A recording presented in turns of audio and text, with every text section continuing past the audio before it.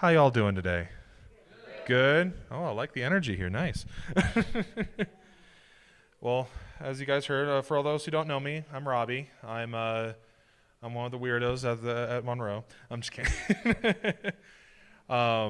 My father is the pastor of Little Green Valley Calvary Chapel down in Monroe, um, and I actually once attended here myself years back before we opened the church out in Monroe. So it's nice to be back. Good to see a lot of familiar faces as well as new ones. So pleasure to meet you all who I don't know.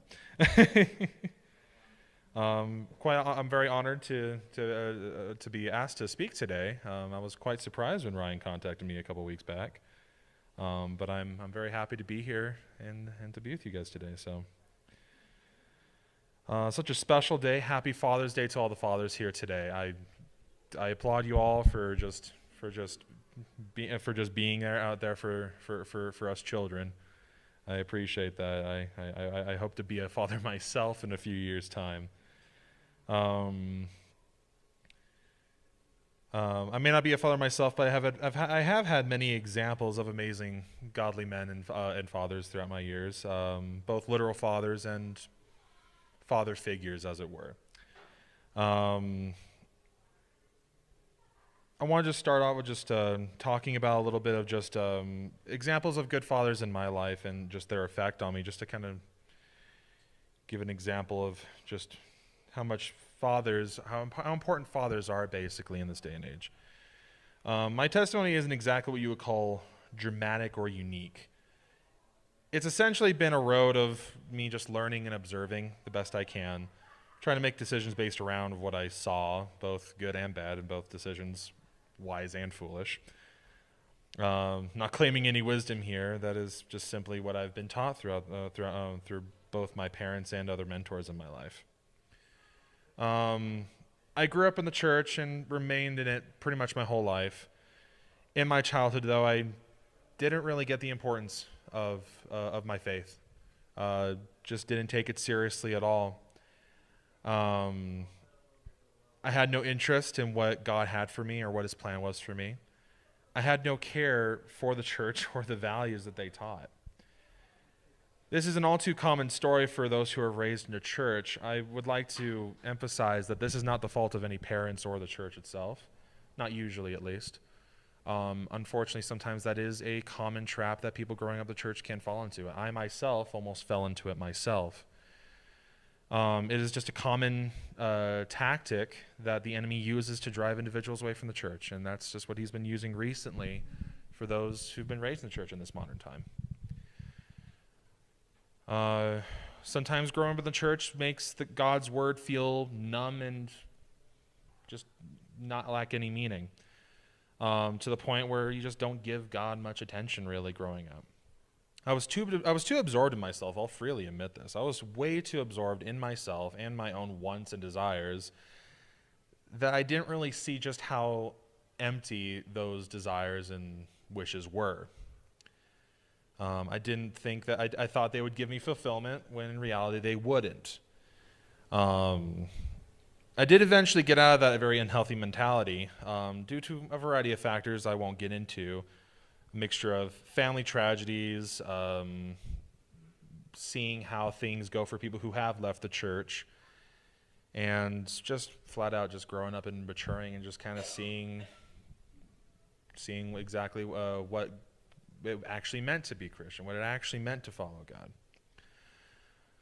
God. But one silent but ever-present thing prepared me throughout my entire life for that decision whether to leave or to stay in the church. And surprise, surprise, you guys probably guessed it, that is my father. My father, through both involved and passive parenting, prepared me to listen, prepared me to ask good questions, and to strive to be an honorable man as well as a Christian. Not being shy to teach me harsh lessons. I remember when I was a teenager, we decided as a family to fast. It was a Daniel fast, so you only stuck to fruits and vegetables, basically. And for some people, they may see it as kind of mean, but we were at a barbecue, And, me being a teenager, a very hungry teenager at that, I really wanted the cheeseburgers that were being given at that barbecue and was really begging my dad to let me skip that fast. And all he did is I don't remember I should have written that down. I don't remember the verse off the top of my head. But it basically was calling out that the importance of honoring a fast, the importance to honoring that, and that it's flat out foolish to dishonor that. And it was a very harsh lesson. At the moment, I was not very happy with him. I really hated the fact that he was basically calling me a fool. But honestly, looking back, I needed to hear that.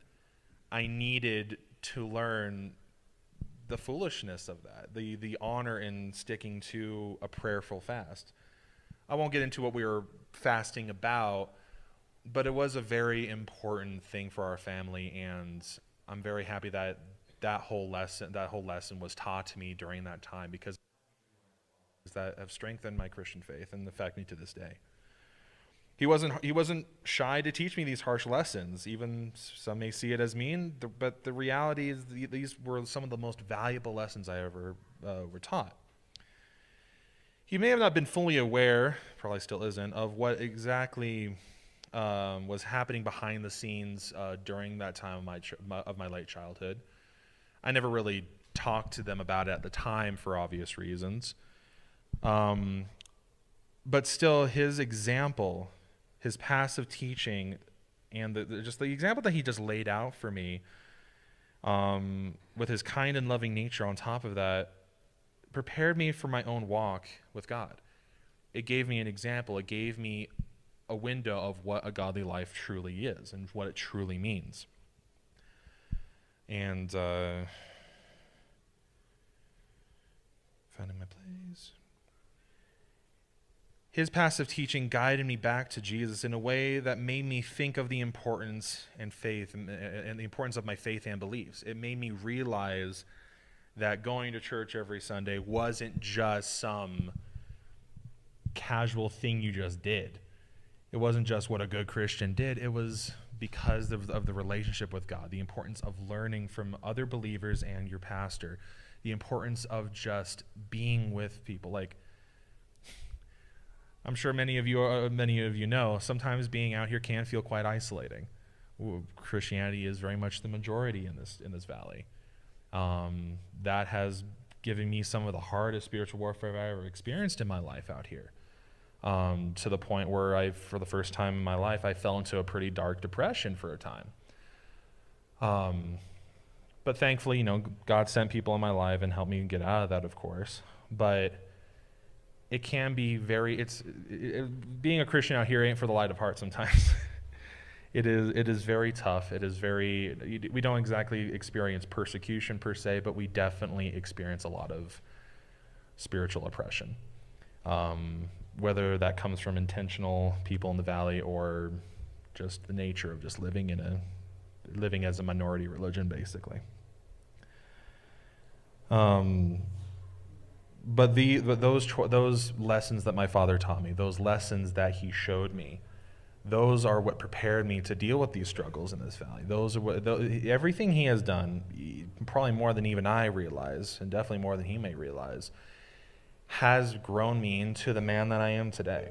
Not saying I'm wonderful, of course, but I am saying I wouldn't have gotten as far as I am today if it weren't for him, if it weren't for the things that God has showed him and that he passed down to me, teaching me about it.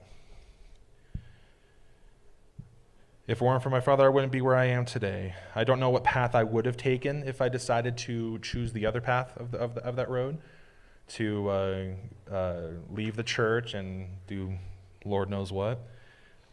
But what I do know is a lot of what he taught me, it helped me decide that choice to take the path of God.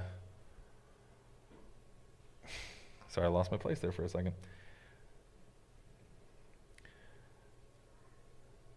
I don't know what path I would have taken and would have decided to take, but instead of God, but I do know it would have been basically hell. A life without Christ is a life bound by misery and uncertainty, God used my father and other father figures in my life when I was at that crossroad. And I am glad that I chose the correct path, and I am eternally grateful for God giving me those people in my life. Like my father, people like my father, to prepare me for that ultimate decision that basically affects my life will affect my life for forever. Now, to skip ahead a little bit to much more recent events. As some of you are aware, I am engaged and will be married in less than 2 months now. Thank you. Very excited. It's been a wild journey in itself. I could preach on God's effect in that whole journey flat out, but I won't get into that today. But there is a specific area on that journey that God has put His hand in, and a person that He used in a great effect to before I'm even married. I haven't really talked about too much. It's still quite recent, and the pain is still very close.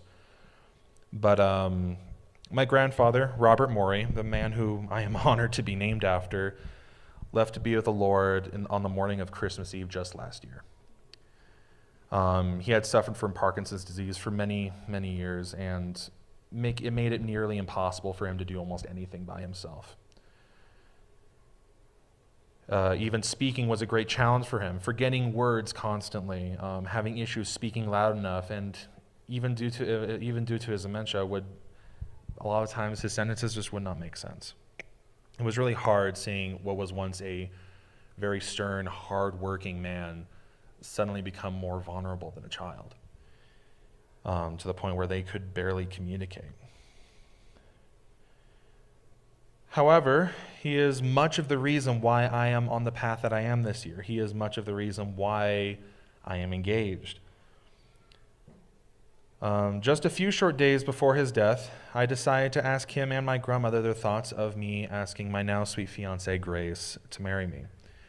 She would be arriving the week after Christmas for a visit, and I was thinking about maybe asking her to marry me that week. When I told him that, he spoke the clearest he had spoken in years. He, as those who knew him before his death, that's just a shock of just how clearly he spoke, and his words were not jumbled; they had purpose. He poured his heart and wisdom out to me. He was excited and encouraged me in making that decision and telling me like what is emotion and what is certainty, basically.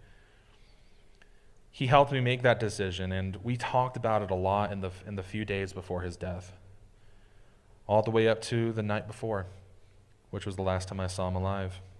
He was telling me stories that I've never heard before about his experience of him asking my own grandmother to marry him, and the feelings, the emotions that he had leading up to that point.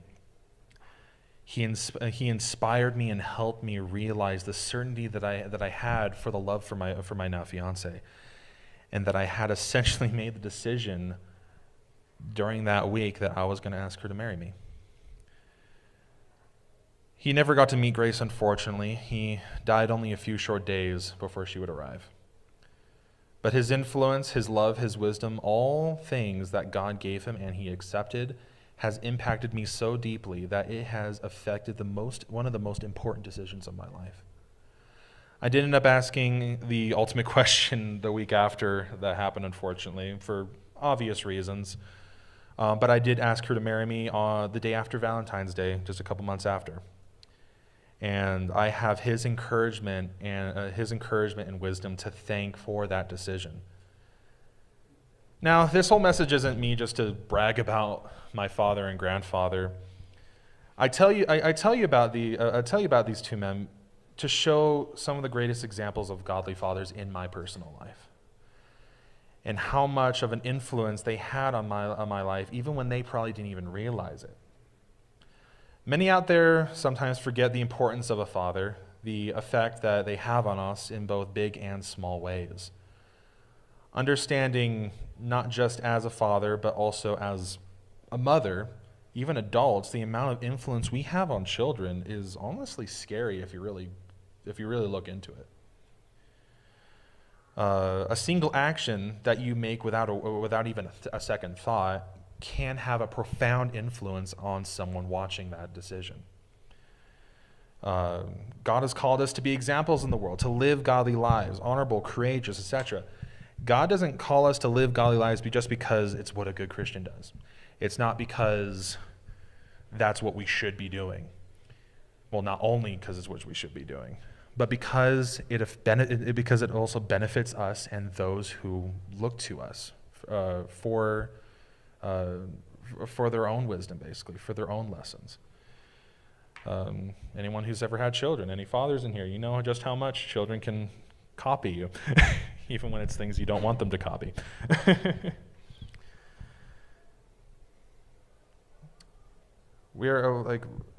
Fathers are called to teach their children. Mothers are called to teach their children. Grandparents are called to teach their grandchildren and even their children as adults even at times.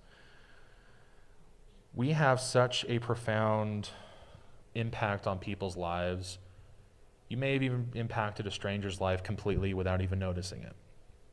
Maybe one kind decision you decided to make at Wendy's took someone down a path that affected their lives greatly.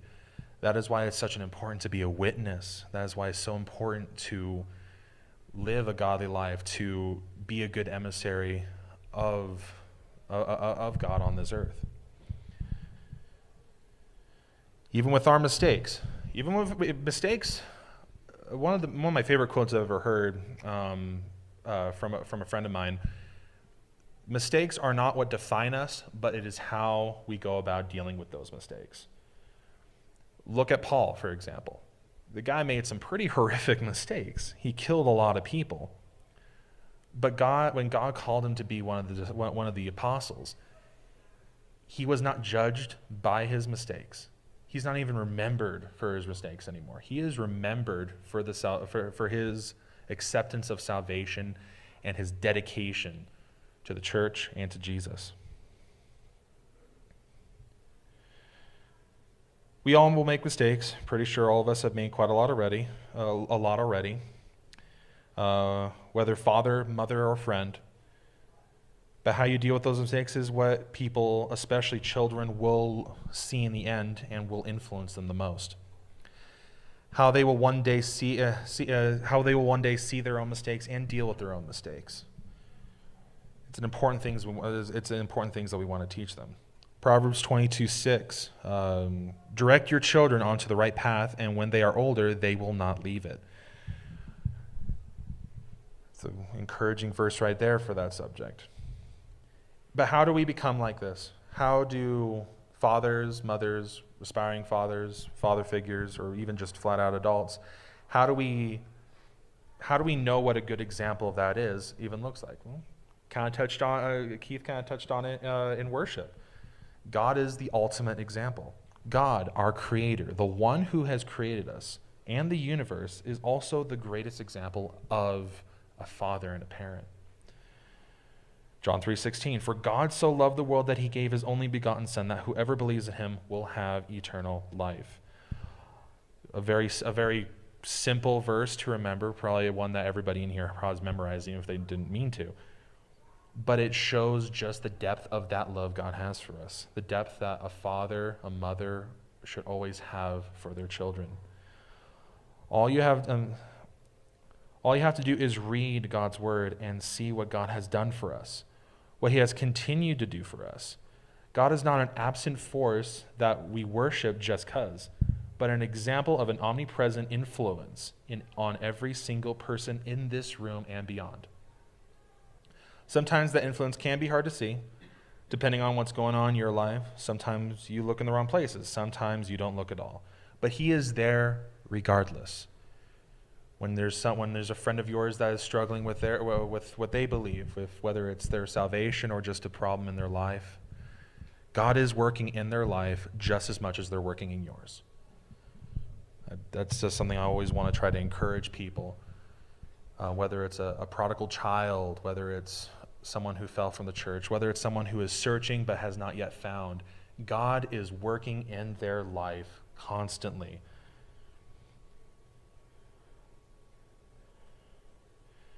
He is always there, always wanting you to come to him with whatever it is. We have a personal relationship with our Creator. Do you understand just how big that is?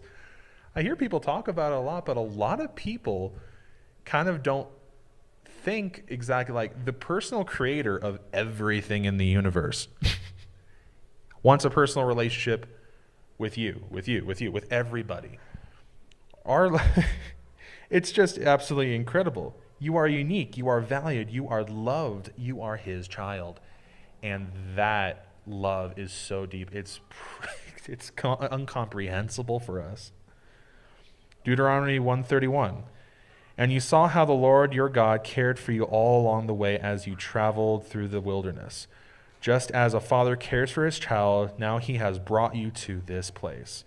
In the book of Deuteronomy, when speaking to the Israelites when they were going through the wilderness on their way out of Egypt, God cares for us in that way. He didn't just care for the Israelites in that moment. He cares for them to this day. He cares for all of his people to this day. That is a fatherly example right there. Always there, always loving, always caring. Even when rejected, you wait patiently for them to return, always wanting to sacrifice so they can see light, willing to do what it takes so that your loved one can live. Jesus died for all of us here, every single man, woman, and child on this planet. God has such an incredible, unconditional love for us that he came down in flesh and suffered. Again, another thing that sometimes I don't hear people just gawp enough at.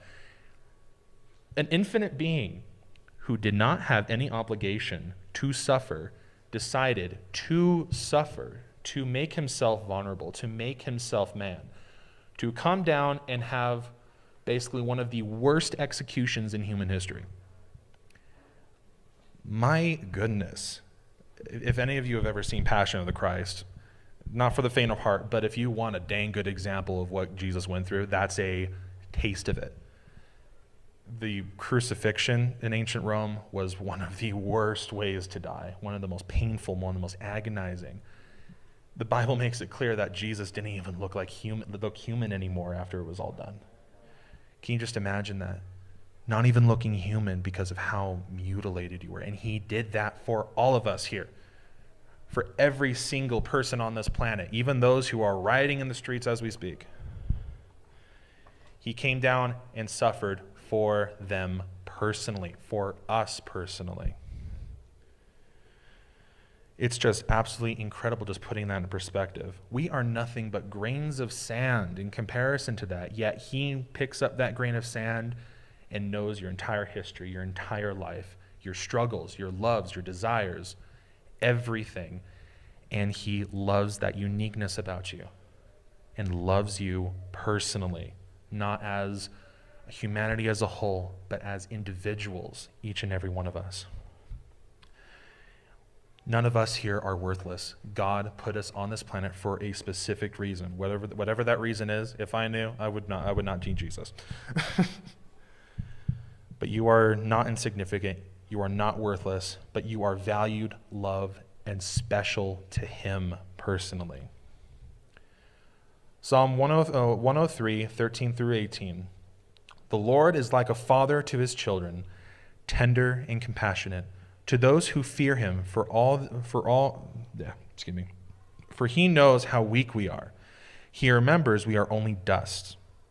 Our days on earth are like grass, like wildflowers. We bloom and die. The wind blows and we are gone, as though we had never been here. But the love of the Lord remains forever.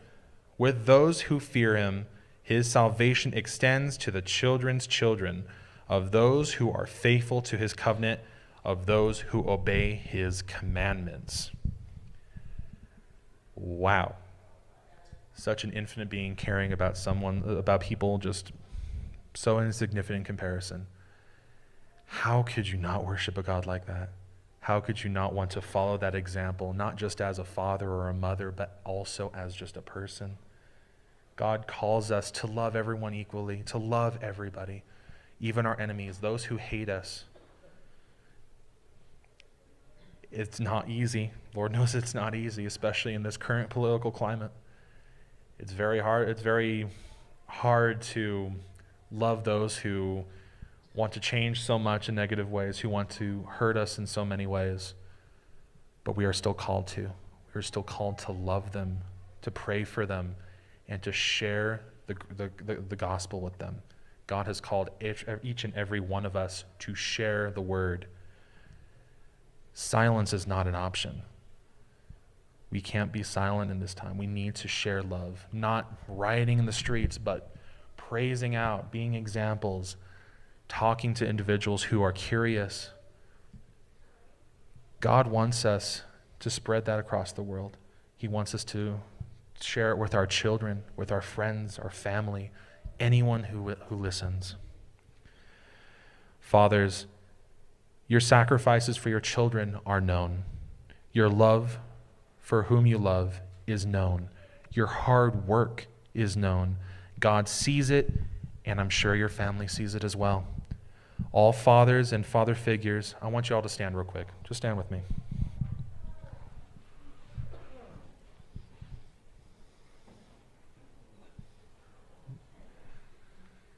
Yeah, all of you. Mothers too. I want to thank you all. Thank you for just the sacrifices you have made for your children. Thank you for just everything you have done in the name of your families. I couldn't thank you enough. I couldn't thank my own father or grandfather enough for everything they've done for me. But remember your Father who is in heaven, and continue to look to him for guidance, to focus on our God, and to keep that relationship with him, and you will be blessed. Thank you all for just everything you have done for your families. I cannot say it enough.